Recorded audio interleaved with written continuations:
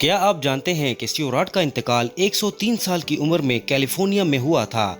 ये बंदा और इसकी बेगम दोनों 50 साल तक रावलपिंडी में बच्चों को पढ़ाते रहे।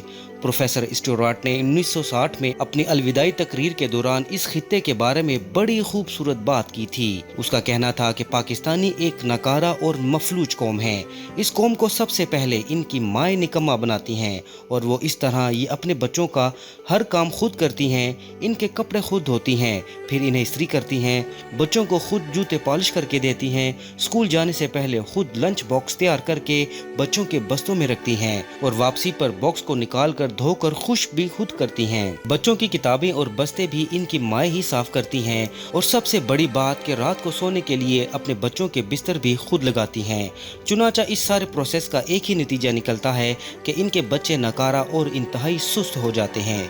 ये पानी के गिलास के लिए भी अपने छोटे बहन भाइयों को आवाज लगा देते हैं या माँ को ऊंची आवाज में कहते हैं कि अम्मी पानी तो दे दो।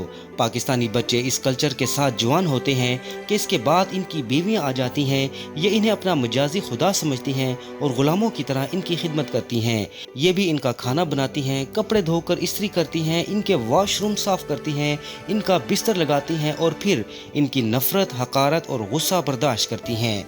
चुनाचा मैं अगर ये कहूँ कि पाकिस्तानियों की माएँ बच्चों की नर्सें, बीवियाँ, मुलाजमाएँ और छोटे बहन भाई गुलाम होते हैं तो ये गलत ना होगा। लिहाजा सवाल ये है कि जो लोग इस माहौल में पल कर बड़े होकर जवान होते हैं, क्या वो नकारा और मफलूज नहीं होंगे? प्रोफेसर स्टीवर्ट का कहना था कि अगर तुम लोगों ने वाकई कौम बनना है तो फिर तुम्हें अपने बच्चों को शुरू से अपना काम खुद करने और दूसरों बिलखुसूस वालिदैन की मदद की आदत डालना होगी ताकि ये बच्चे जवानी तक पहुंचकर खुद मुख्तार भी हो सके और जिम्मेदार भी। तुम खुद फैसला कर लो कि जो बच्चा खुद उठकर पानी का गिलास नहीं ले सकता वो कल कौम की जिम्मेदारी कैसे उठाएगा।